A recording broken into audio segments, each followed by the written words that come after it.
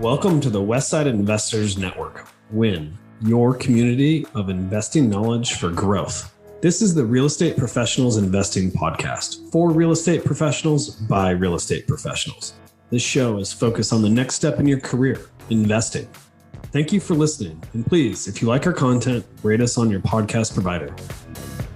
Just a quick disclaimer, the views and opinions expressed in this podcast are for educational purposes only and should not be construed as an offer to buy or sell any shares or securities, make or consider any investments, or take any other action. All right, today we've got Cody Payne with us. Cody, thanks for coming on the show. You know, we usually get started by just kind of having you tell us a little bit about yourself and kind of like how you got to where you are today. So with that, let us know. Yeah, no, I appreciate it, AJ. Thanks for letting me come on. So, I'm Cody Payne with Flex Parks USA. We specialize in selling small bay industrial parks, which is, kind of one of the hot, rising, very interesting asset classes in commercial real estate right now. I've been in business for about 20 years. I've worked at, local firms, where I started, as a small local firm, worked for regional and international firms as well. And right now, me and the guys that we've actually been together for a very long time, we run our own gig now, and it's called Flex Parks USA. And like I said, we specialize in the small bay side. We can help people, buy it, sell it, evaluate a piece of land to see if it's something that they want to build on, if they're a developer. And so we're pretty multifaceted, and we love the asset class. We love all the people that are coming to it from other asset classes, and it's been a good ride. That's awesome. I'm not going to lie, I'm not super familiar with industrial. So when you say small bay flex, like I'm sure some of my listeners are probably like, what is that?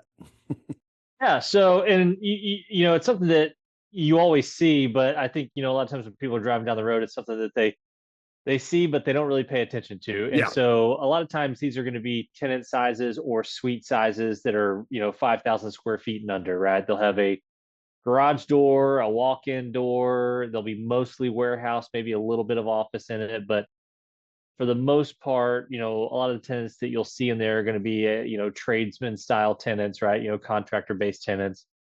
But these parks can be made, very nice too, to get, retail and showroom style tenants as well. But, when you see it, it's not huge distribution warehouses. They're usually a little bit smaller and heavier multi-tenanted. Yeah. And so that's kind of how you can kind of see and understand it as you drive through industrial districts and things of that nature, and even in the county and whatnot. You'll start to see them. A lot of the new construction's metal construction, so they'll all look pretty consistent as well. But it's a level above the self-storage side, in my opinion. As far as how they look and the way they're built and the people that are in them, but they're very good. They're very efficient. They're great assets, and COVID was actually one of the big helpers and drivers of really shining a spotlight on it. Yeah. So presumably tenant base is like small businesses, like you said, contractors, but maybe like small manufacturers or kind of like maybe small redistributors or something like that. Yeah, and it's not uncommon to see, e-commerce tenants in there. Yeah. We sell facilities all the time that have, gyms, fitness studios, they can have car mechanics, body shops, floor and decor, custom cabinetry, pool people, plumbers. I mean, it's a very diverse, that's what I think makes it so good. It's such a diverse asset class that it can pull in as far as tenant base goes, is to where when you compare it to retail, it's retail, office, it's office. This one can pull a little bit from everybody. Yeah. And then you also, I'm sure you probably see the car condos too, right? The luxury car condos that people make. That's a part of the flex world as well. Okay. I'm not a car guy necessarily. I think you might be a little bit, but tell me what you're talking about. So, some people make these flex parks as like luxury condos, right? So people will buy them and they can store and work on their cars there. A lot of times those are sale units where people will sell them as, condo units. And, there's companies like Garages of Americas and things like that build these flex industrial parks that are really no contractor base or any type of tenant like that is there. It's all just car enthusiasts. And you're really starting to see those things pop up around racetracks where people can, go and drive their cars on and whatnot, because the car the people in the car world are, love hanging out with each other, love doing stuff with each other and things of that nature. And so that's why anytime you go to a Cars and Coffee and things like that, I mean, those things just keep getting bigger and bigger. And so I think, that world obviously tailors to a different prospective buyer, but it's Yeah. also something that's very, very popular. Super cool. Yeah, that sounds very, very niche. And I know. So That you're side talking, is, yeah, yeah, that side's very niche. yeah. For our listeners, like, I guess, so you guys kind of help, like, I mean, tell me kind of like what it is that you guys do. I'm Yeah. So we're a brokerage firm most for the most okay. part, right? That's our main line of business. So we help people buy and sell small bay industrial parks or flex parks. There's a lot of different names to it. Some people call it contractor garages. At the end of the day, it's all the same thing. It's all Yeah. small bay industrial. So we help people buy and sell it, but then also there's a lot of people that are building it across the US. And so we help people identify parcels of land to see, the business metrics, the demographics and things of that nature to see how it works for small bay and if it's, a good site for development. So if people are looking to build, we can help them get a good gauge of the land to see if an industrial park will work well there. And so by doing that, are you kind of like researching the market and seeing like whether those small bays will be absorbed or if the kind of the market needs more? Is that what I'm hearing? Yeah, so there's a lot of factors that you look at whenever you're trying to find a site.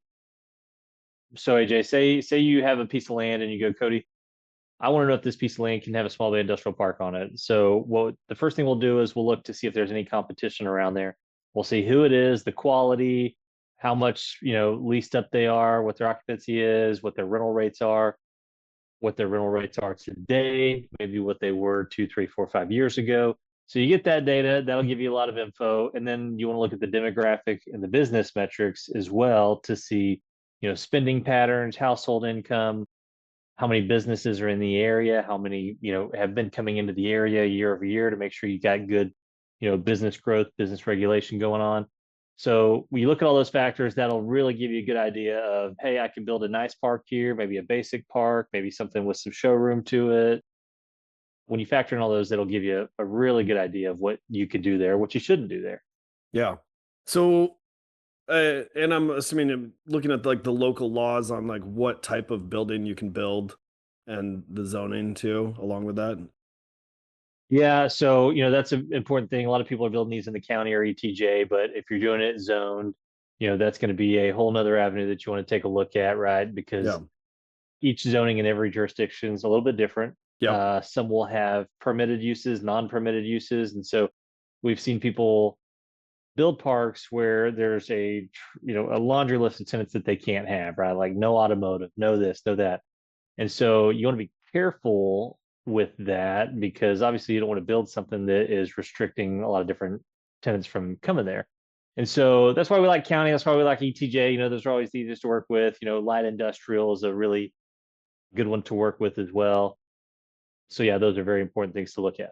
And then so maybe kind of like what's the sweet spot for like the overall size of the building with like maybe like size, I'm assuming that you guys do by square feet, and then like, kind of Yeah. how many bays or how many tenants does that look like?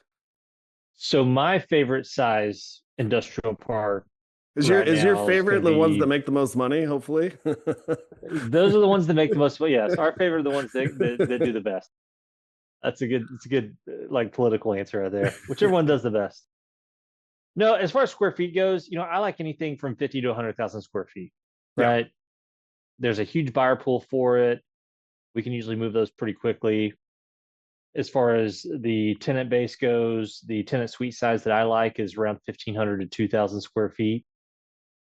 That's a great tenant size that allows you, like, say you have a bunch of 1,500 square foot units, that allows you to be able to bring in a tenant that can maybe do 2 or 3 units. So, 1,500, 4,500, that's a good increment. So I like keeping it small, not too small. You don't want to go down to the micro flex where you're 1,000 square feet. Those tenants tend to have a little bit more rollover.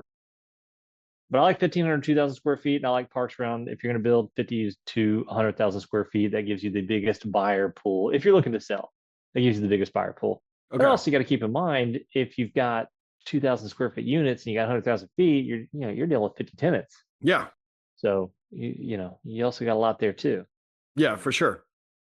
So do you guys do you feel like the clients that you're helping out are mostly like the ones developing this like thing, or are you working with guys that come in and then like raise the rents on these tenants and kind of, I mean, I'm sure these are probably longer leases too. They're usually 5 years or 3 years with two or three options on the end of them. No, that's the best thing about small bay, AJ, is a lot of these leases are 1 to 3 years.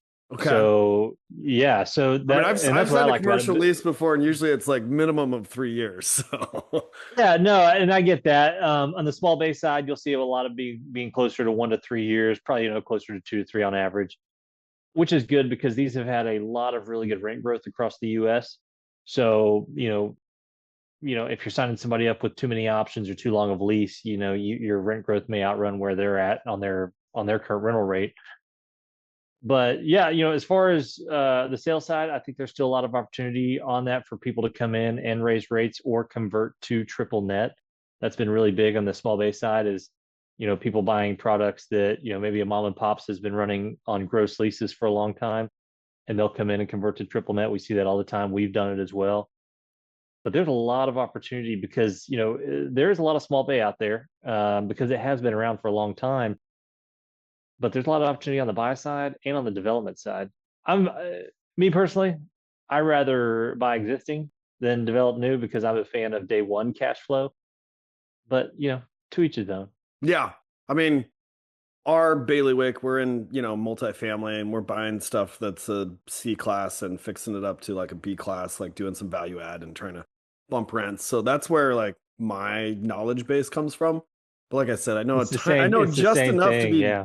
I know just enough to be dangerous in this space because our first office was a 4,000 square foot warehouse. We actually subleased like 2,500 square feet to a couple other businesses for the price of our rent. So we literally had like free rent in this Nice. false small flex space and had a free office for a bit. So that was Well, nice. I will tell you this: some of the top cross asset investors that are coming and buying small bay is people from the multifamily sector, Yeah, and it's been that way for the past couple of years. We've got a lot of yeah. those guys that have been Interest rates have been accumulating. up, deals volume's been way down, making deals, and so a lot of these guys need to Well, trans. this is a good alternative investment Yeah, too, because a lot of people look at it as the multifamily of industrial, yeah, because you do have a lot of units. So, a lot of times if you've got, 50, 40, 50, 60 tenants, it's similar to multifamily. If you lose a few, you're not being drained.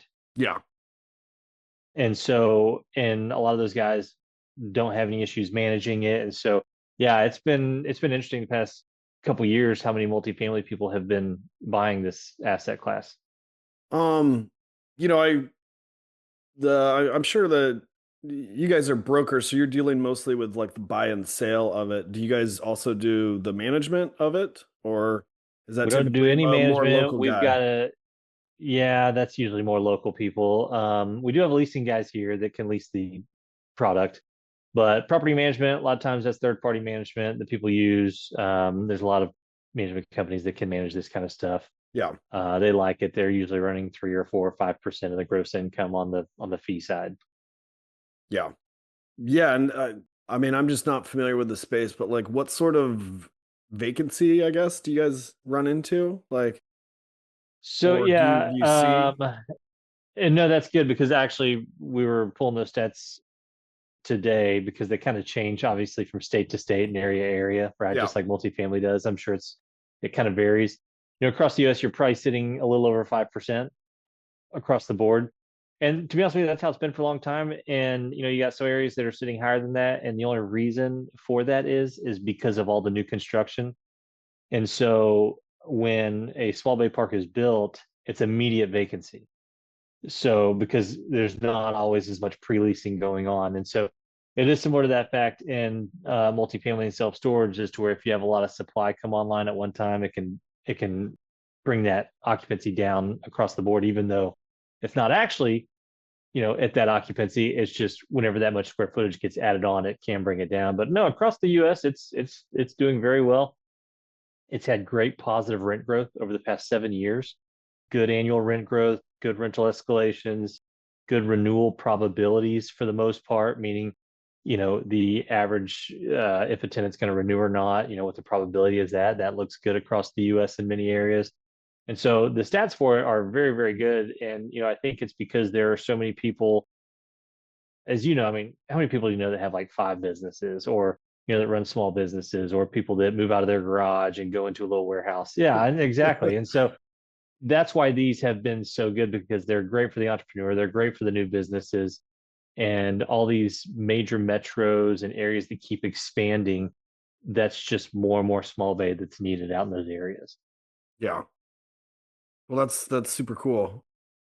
I mean, if you're looking, you're looking at a lot of different properties. Like, what do you consider like maybe like a good buy, or if you look at something, you're like, this is going to be a good deal? I would probably say, your basis is going to be one, right? Which is probably similar to what y'all look at, right? Y'all look at it per door. We look at it per square foot in most cases. So your basis is going to be number one, right? What you're going in on the basis. Are you at market? Are you above market? And then figuring out where your rents are to the market, right? I want something that is on the lower rented side compared to the market average, right? You never want to get something that's leading the market in rental rates. And so I prefer something that's a little lesser, but also has the ability to add money, to maybe add amenities like, side yards, mezzanine space, or something of that nature to, help, get more tenant traction, get rates up, add things that other people don't have. And so some of it's also just looking at amenities. What does the area have? What is it missing? How can I add that? Yeah.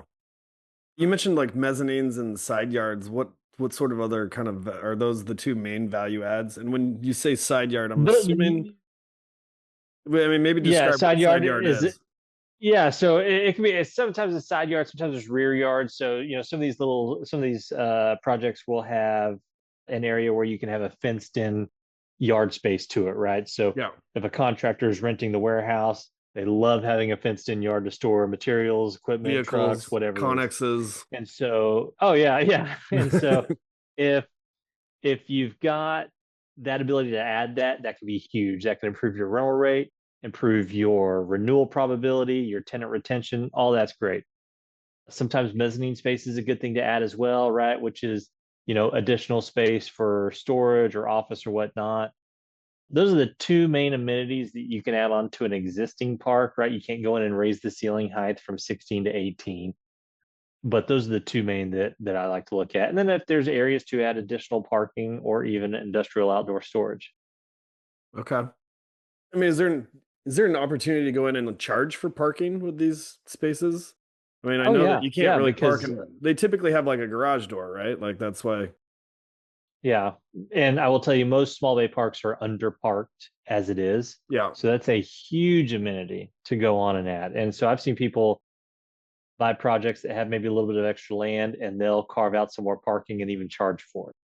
And so that's one of the key things, because most of the parks that are built don't have much parking as it is. That's one thing that people skimp out on whenever they're building these. And so, and that's what's funny, because I'm always looking at things that other asset classes have as well, which you would probably know on multifamily. Like, there's always something that everybody kind of skimps out on Yeah. that is, a good, X factor, but is maybe not a direct money generator, but is a money generator I in mean, itself. And so, our last deal we picked up, it's got huge amount of green space, and none of the ground apartments have backyards, and so we're putting in a door and throwing backyards in. And even though it doesn't directly relate to rent, like tenants love having pets and being able to just let their pet out in the back and not have to go walk it in the rain. And we find that is something that they skip on when building the building. They're like, we don't need to put in backyards or delineate the space, and that's been a good moneymaker for us. yeah. So it's the same thing that we like to look at, and a lot of people look at too, is like, hey, they skimped out on parking, they skimped out on rear storage yards, or something of that nature. And so, yeah, that's a good analogy, I would say. So you mentioned ceiling height. I mean, not all buildings are built the same. Like when you're looking maybe to buy something, what are some of the things of the actual building like that you want to look at, or maybe are a larger benefit? So as far as ceiling height goes, I like anything at least 18 feet. That way you can put mezzanine in there. If you're under that, you really can't do that. It's too hard to do. So I like 18 feet. The e-commerce tenants love it. Anybody that's holding a lot of storage, they love it so they can stack high because a lot of these businesses are small businesses, and so they'll rent these spaces and they'll rent these small units, but they want to be able to stack high. And so that's one thing that is very important to me is, ceiling height, because that can get your gym tenants, your sports related, your volleyball, baseball training facilities, your e-commerce guys, anybody that's storing anything. Ceiling height is a lot more important than a lot of people think. So that's going to be number one. And then looking into your other stuff, what can I add? How can I diversify this? What needs to be improved? Is it paint scheme? Is it adding maybe a monument sign so tenants can have their name out on the road? Like, what can I add to help this park, be, more proficient, efficient, something that, tenants are really wanting to be at. And now here's a word from our sponsor. Get things done while you're on the move. Learn more about working with a virtual assistant through Offsite Professionals. It's a great way to get all the things done that you need to get done. Have freedom in your time and streamline your life by automating your business. Stop spending time on the tasks that you can delegate and start spending more time on your superpower. Call us today at 503-446-3177 or visit our website at offsiteprofessionals.com. Uptown Syndication is now offering a syndication coaching program for you to take your real estate portfolio to the next level. This is your opportunity to have experienced syndicators, AJ and Chris Shepard, coach you on your way to controlling your real estate investing future. Our coaching program will provide you with the tools and framework needed to begin syndicating real estate in your target market. Go to uptownsyndication.com today to learn more. Hey, let me ask you, what if tax season was actually exciting? I know, it sounds crazy, but not when you've got the right playbook. At mymoneyworksforme.com, we put together the Pro Tax Strategies playbook that real estate professionals use that you may not know about. You'll learn how to crush taxes with depreciation and rep status, how to stack smart write-offs from the Augusta rule to vehicles, and the ultimate wealth hack, 1031 exchanges and vacation rentals. It's free, it's powerful, and it's waiting for you at mymoneyworksforme.com, because your money should work as hard as you do.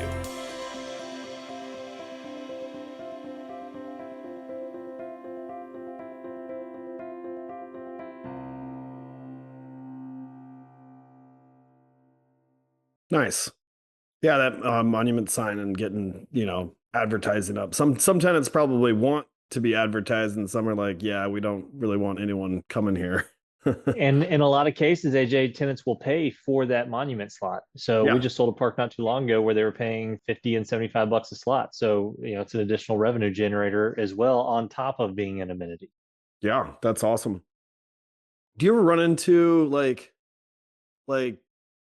multiple of the same business, or is there like when someone's leasing these out or someone's operating it, like running into multiple of the same tenants and conflicts that way? Or? All the time. Yeah, all the time. We sold a park that had like 5 body shops in it. I mean, we see that all the time. Sometimes it can be a conflict between tenants, but there's a lot of similar, same style, tenants in a lot of areas. And, if that park can handle, 4 or 5 body shops and they're making money and doing well, and you don't mind having a body shop tenant, then, by all means, go for it. Do you see also some like synergies, like, with you got like a body shop and then like auto repair and then like, used car sales and like that sort of synergy where people are kind of working together and sharing business? Yeah, we do. And so there was actually a park that we sold that had an electrical contractor in there. And I think they did a bunch of business with one of the landscape contractors in there. Sometimes you'll have home builders and custom cabinet shops and custom pool people. And sometimes you'll see them kind of work together here and there. Not huge like co-working, synergy, like the co-working office space as much. Yeah. But yeah, you do see it. Is that something that's more desirable if you're like looking at the tenant base for No, buying I an don't. exist? No, you're just Nah, I don't think so. okay. Well, cool. Well, what That's else? that was big on the co-working side. You know, is what's funny is that was how the co-working office space was always made. Is like, hey, as people come here, they collaborate, they work together. Every co-working place I've been to, ain't nobody in there working together, anyways. Yeah, they're all focused on their own business, right? Yeah, they're all trying to run their own ship over there. Yeah. A good concept, though. It's a good concept. So I'm guessing from a like sales and buy side, you guys use cap rate for evaluating kind of like sales price. Yes. So for the most part, right, unless there is a tremendous amount of value add or something of that nature, right, where maybe your market rents are, 30 or 40% below market. So we'll sometimes blend a cap rate with a price per square foot, especially if it's vacant or if it's new construction or spec build. But cap rate is kind of the global number that's used, and I think that's used along all. So I was actually told this. I don't know if you know Rod Khleif or not. He's Yep. a multifamily guy. I've known him for a long time. He was actually talking about cap rate, and he said, I don't know if this is true, but he said it was created to compare asset classes to each other. I So mean, that's how it kind of came, which makes sense. It makes sense. And so, but yes, we do sell on cap rate quite often as well. And cap rates for, existing stuff across the country, I mean, it'll range anywhere from 6 to 8%. Okay. So a little bit higher than probably multifamily, but not quite as much as maybe retail, I think. Yeah, I mean, not as high as office either. Yeah, for sure. But also the good thing about the small bay side is when a tenant leaves, a lot of times you don't have a whole lot of expense to re-tenant that space, right? Yeah.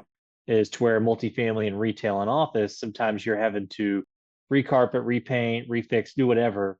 The small bay side is very minimal office. Sometimes it's one office and a bathroom and a shell warehouse. So that's one big benefit is you do have that. The only asset class that has it any better is going to be self storage because they just sweep the unit and move on. Right. Yeah. Do operators get hit up for like tenant improvements sometimes, or yeah, depending on how nice the project is, or absolutely. Like zoning changes? I mean, like I know that we started a brewery and I had to like change the use. It had to go from like a mercantile to an F2 manufacturing. Like, is that? So you probably did a SUP on that, I'm guessing. It was a long time. It was like 10 years ago. So I'm not an architect, but employed someone. But like, I mean, is that something that, as a, owner operator of the place, do you get hit up for? You can if you've got like commercial zoning and you've got a tenant that comes in that doesn't conform to that. We have seen tenants go get SUPs for their specific space. Yeah. So that's not super uncommon.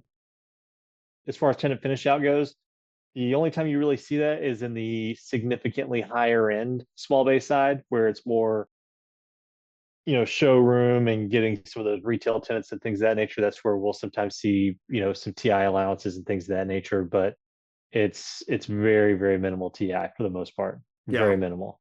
Because these things barely have 10% office for the most part. Yeah. Yeah, it's usually, I mean, I think our space was 4,000 square feet with a 400 square foot office. That's exactly what it was. Yeah. So yeah, you're 10% there. Yeah, exactly. So I have seen listings because when I was looking that there is some, I don't know if the developer does it or what, but they condo the units. Yeah.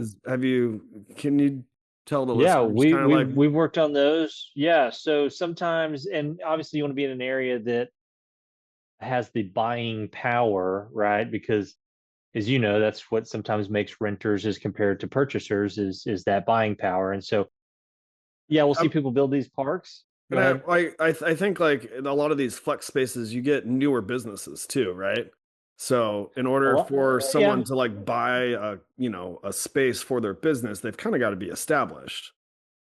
Or have good credit or, good money or funds, so, but yeah, people will build these parks to sell as condos. I'm not as big into those because what we sometimes see is people will build 40 or 50 condos and then get stuck with, 10 or 15 of them that they can't sell. So now they're having to lease them.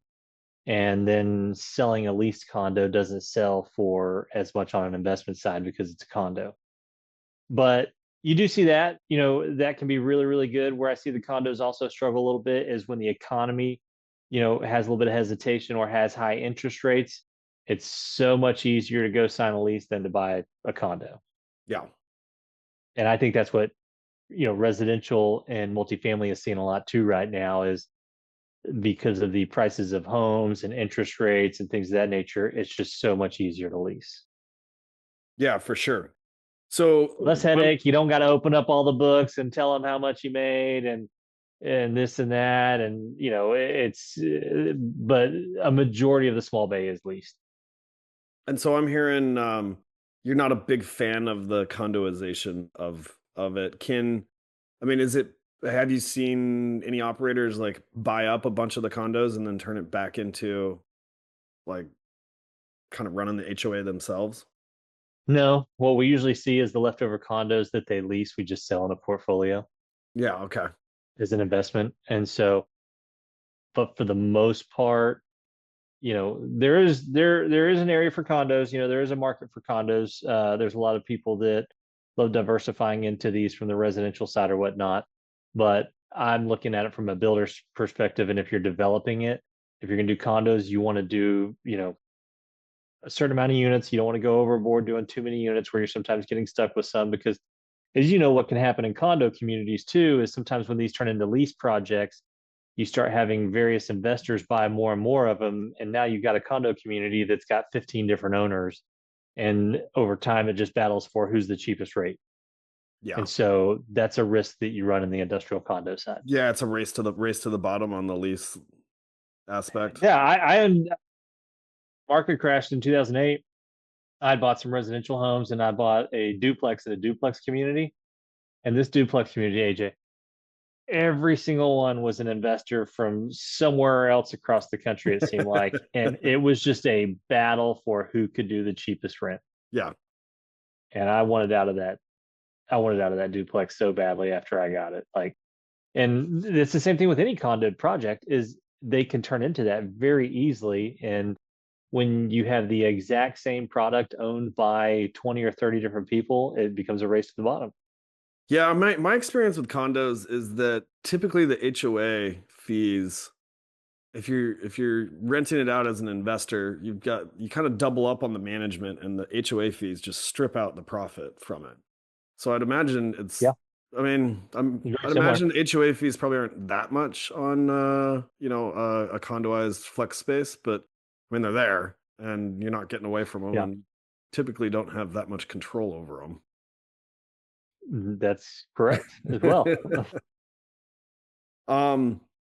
So I know you mentioned like 18-foot ceilings, and you said that they're mostly steel studded, or do you have like tilt up concrete? And then the spaces that are like demised, I'm assuming they're just kind of like pretty uniform, like 20 by 100 or so. Is that kind of like a typical thing, or like a lot of times you're closer to 30 by 60 in most cases. Okay. But most of the new construction is metal construction. Okay. You do have some tilt wall that's built, that's usually higher end stuff in condos. That's obviously your more expensive build. Most of your older build from the 70s, 80s, and 90s is going to be tilt wall as well. So when you say new steel, construction, are you talking like a pre-manufactured steel building, or? Pretty much, yeah. Pretty much. Yeah, okay. Pretty much a pre-engineered metal building. Now these can still look really, really good. Yeah. But you have a lot of retail centers made out of that stuff too nowadays as well. But I'm a big fan of the pre-engineered metal. I think you can make it look really good. I think you can color scheme it. I think you can add a lot of glass, retail kind of glass to it. There's a lot of things you can do to it to make it look really, really good. Yeah. And there's not a huge difference from the metal construction to the tilt wall construction either. And a lot of times we see the metal construction actually doing better on rental rates than the tilt wall. Oh, why do you think that is? Because most of the tilt wall is older construction and more established areas, and the metal is usually in newer construction areas, growing areas, things of that nature. Yeah, and the tilt walls typically are flat roofs too, aren't they? Yeah, usually TPO roofs Yeah, which or tar and as gravel you get older, or those are whatnot. much more expensive to replace. Zero fun whatsoever. Yeah. Just hope you don't get a leak in those. Yeah. Yeah.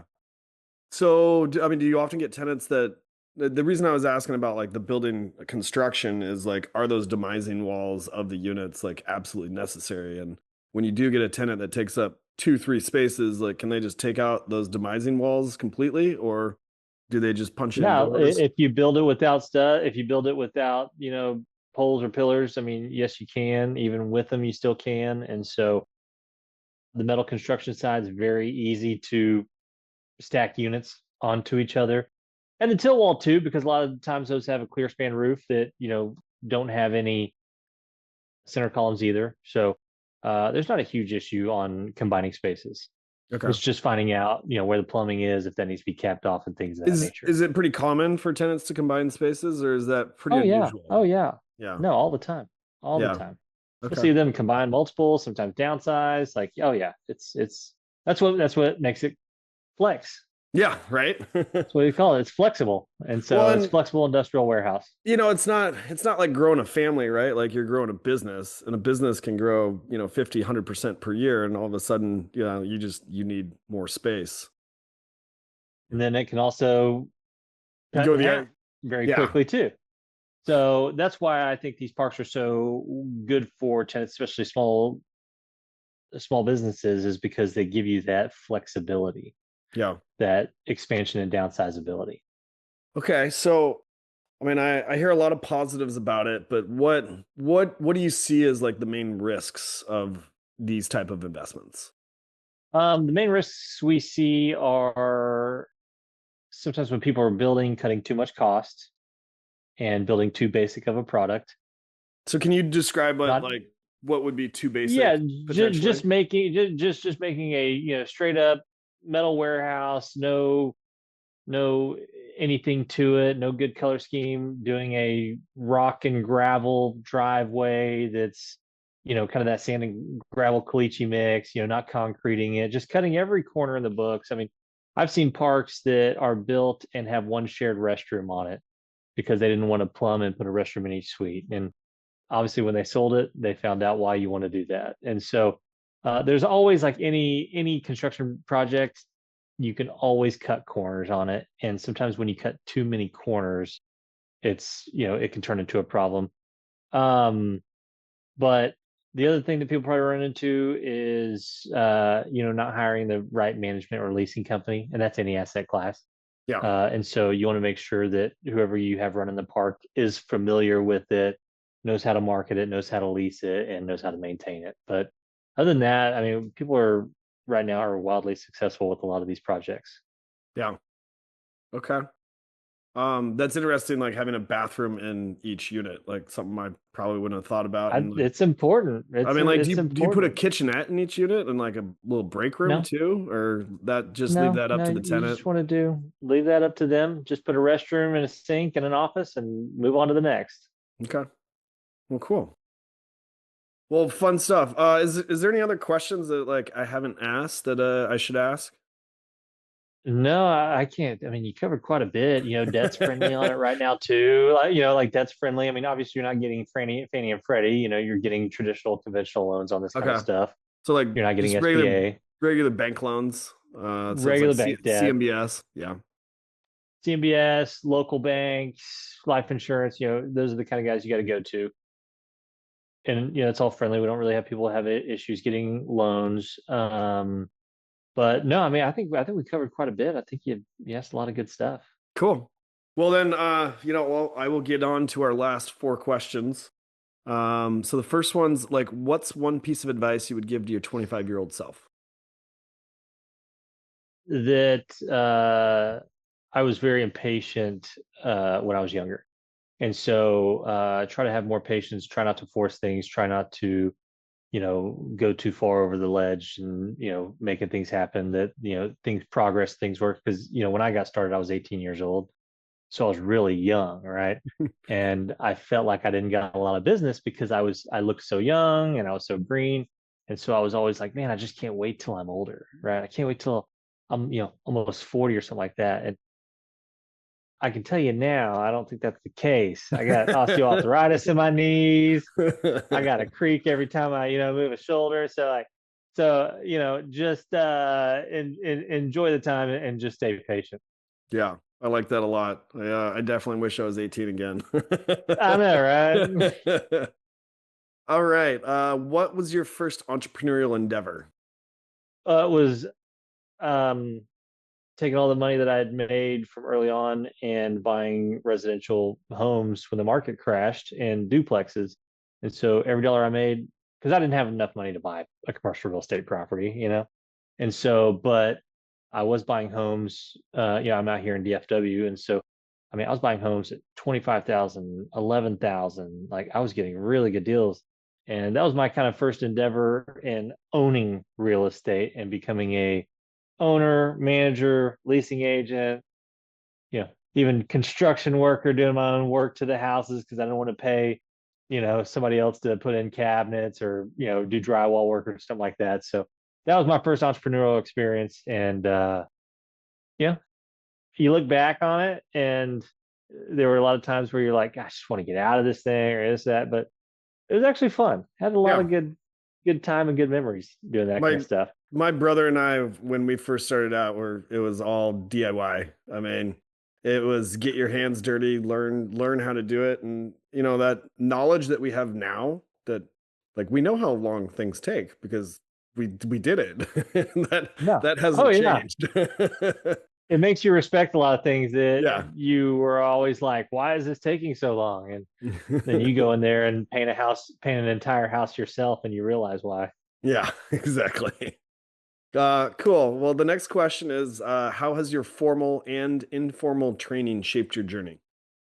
It's been good. Luckily for me, I will tell you, I've had some good mentors in my life that have helped me out quite a bit. And then obviously, as a man, you just learn things the hard way as well in many cases, because sometimes you think you're a know-it-all and you got to go get proven that you're not. And so, both ways I've learned a lot, but I've been very blessed to have some very good people in my life that have looked out for me.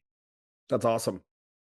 Yeah. How did, just kind of curious, but how did you come across or get those mentors?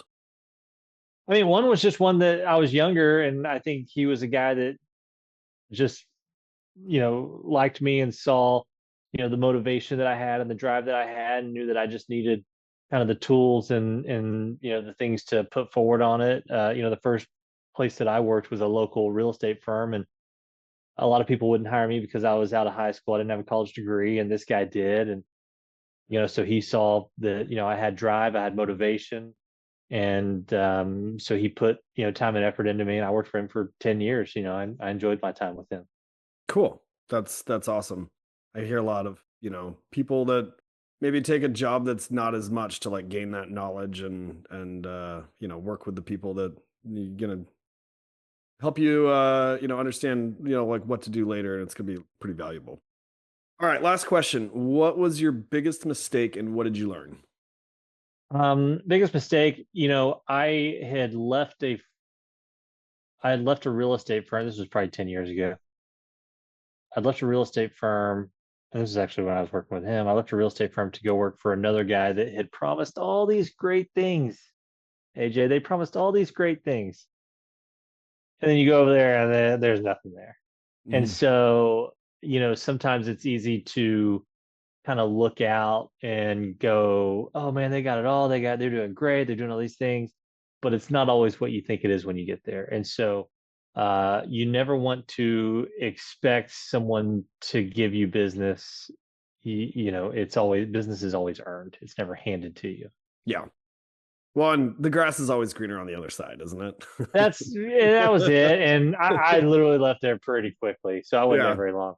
But it was one of those things where, you thought the grass was greener on the other side, and you go over there and you're like, y'all mowed this shit in days. And so, yeah, I get it. Yeah. Awesome. Hey, Cody. Y'all spray painted this grass over here, you know? Yeah. Cody, it's been great chatting with you and learning about some Flex Space. If our listeners want to learn more, get a hold of you, what's a good way for them to find you? Easy. flexparksusa.com. Our whole team's there, ready to go, ready to help you get a park built, buy a park, sell a park, whatever you want to do in the small bay industrial world, we'll get you taken care of. Awesome. That sounds great. Hey, really appreciate it. And yeah, thanks for spending some time with us. No, thank you, AJ. Thank you for listening to this episode of the Real Estate Professionals Investing Podcast on WIN, your community of investing knowledge for growth. We hope that this episode has increased your knowledge and added value to your path to freedom. If you would, please take a second to rate us so that we can get more great investors to interview. If you or someone that you know wants to be on, please visit westsideinvestors.com and fill out our form to be on the show. Thank you again and enjoy your day.